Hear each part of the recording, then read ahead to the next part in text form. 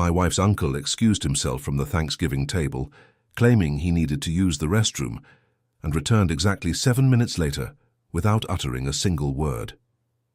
He sat back down in front of a plate heaped with food, but he didn't touch a single bite for the rest of the night.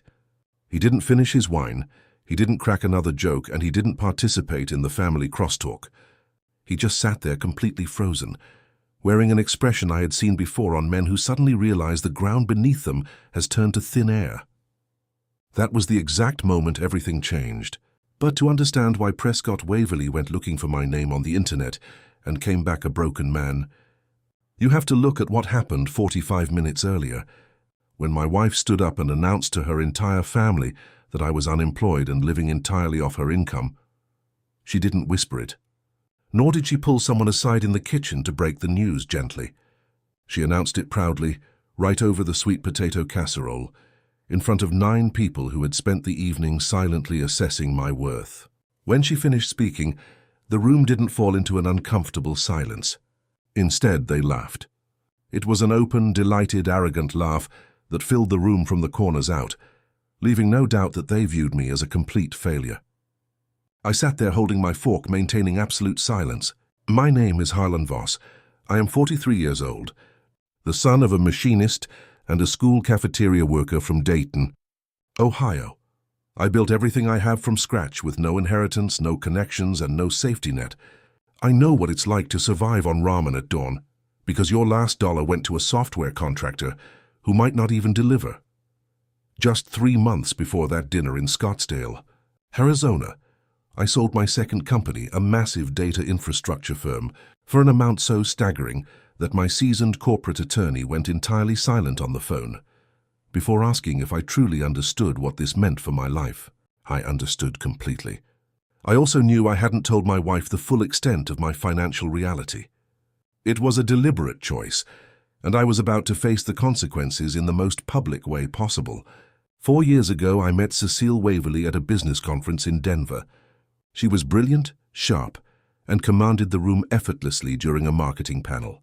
When I introduced myself afterward, she already knew my track record.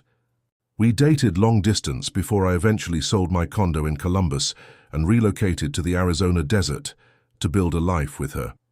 Cecile was exceptionally talented, running brand strategy for a prominent marketing firm in Phoenix. For the first 2 years of our marriage, her drive was exhilarating. I grew up respecting capable women, so her ambition felt completely natural to me. The shift in our dynamic began when I quietly grew my data infrastructure company through a complex holding structure designed for major institutional clients. Cecile knew I owned a business, but she had no idea of its true scale. I had intentionally kept my wealth in the background because of a painful past relationship where a woman completely changed her behavior the moment she realized I had money. That experience taught me to withhold financial details until I truly knew a person's core character. By the time I realized Cecile was everything I wanted, we were already deep in marriage, and the right moment to bring up my millions never seemed to present itself. When the company sold, I entered a transition phase, structuring the proceeds and planning my next venture. From the outside, it looked like I was doing absolutely nothing. Cecile stopped paying close attention, and I was too focused on closing the deal to notice her growing resentment. I should have been transparent, but caution had become a hardwired defense mechanism for me. Deep down, a small part of me was watching how Cecile talked about status, wealth, and professional comparison.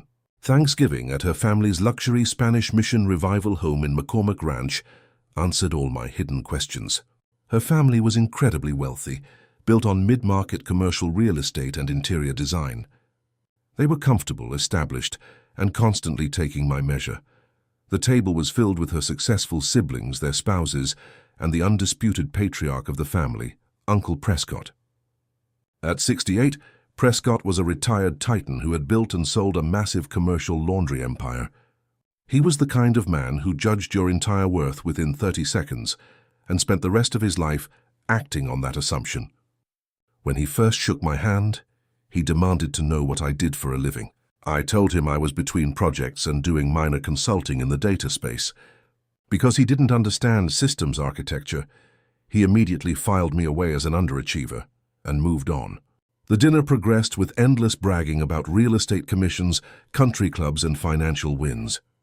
I stayed quiet, tracking the social hierarchy and watching Prescott occupy the absolute center of the family's universe.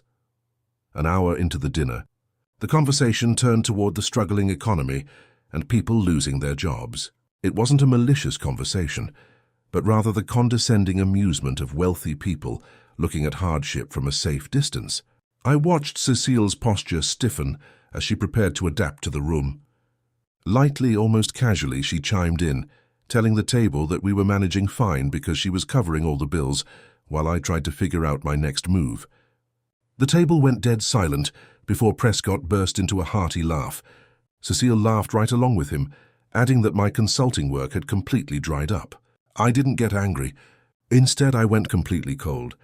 I realized my wife was using a diminished fake version of me as social currency to elevate her own status in front of her family. The brothers-in-law joined the laughter, mocking my situation, while Prescott looked down the table and condescendingly asked me what my actual plan was. I met his gaze with a perfectly still face and replied that I was working on a few things. He dismissed my answer like a parent humoring a child, prompting another wave of comfortable family laughter. Only a few people at the table looked uncomfortable. Cecile didn't defend me, nor did she correct the narrative. She just drank her wine and moved on. 10 minutes later, I stepped out onto the back patio to clear my head in the cool November air. I systematically weighed my options. I could cause a scene, pull her aside, or play the long game. I chose the long game. In business, when an opponent shows their hand early, you don't rush to correct them. You gather information. I went back inside for dessert. Prescott was holding court about a massive real estate development deal when he abruptly excused himself to use the restroom. I quietly clocked his absence. 7 minutes passed. When he walked back into the dining room, he was a completely different person. He stood frozen behind his chair, his knuckles turning white as he gripped the woodwork, staring directly at me with absolute shock. He sat down slowly, staring blankly at his plate. He didn't touch his pie. He didn't drink his wine, and his loud authority completely vanished.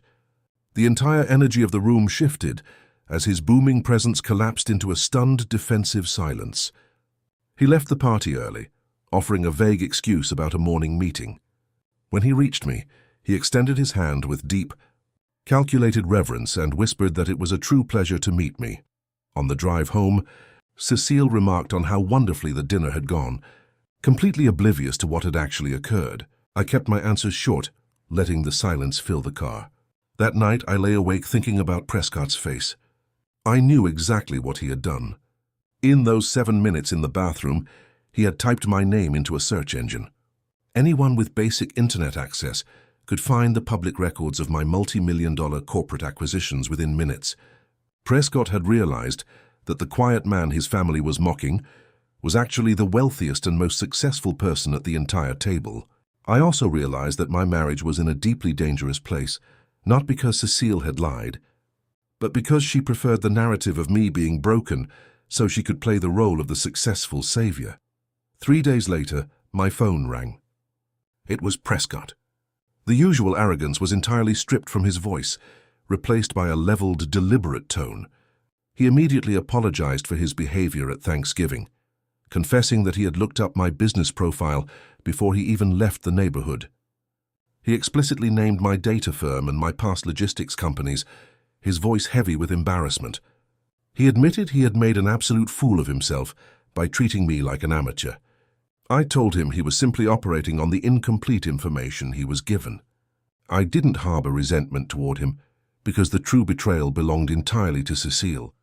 Prescott then asked me to lunch to get my professional eyes on a massive, troubled hotel portfolio integration he was managing, moving past the small talk into a real peer-to-peer business proposal.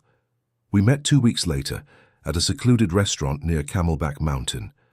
Prescott was completely transformed, humble, incredibly attentive, and deeply respectful of my expertise. We spent over 2 hours breaking down the technical friction in his legacy systems. Before we parted ways, he looked me in the eye and asked if Cecile had any idea what I was actually worth. I told him no. He silently shook his head, noting that dealing with her preference for my failure was going to be a much harder obstacle to overcome than any public lie.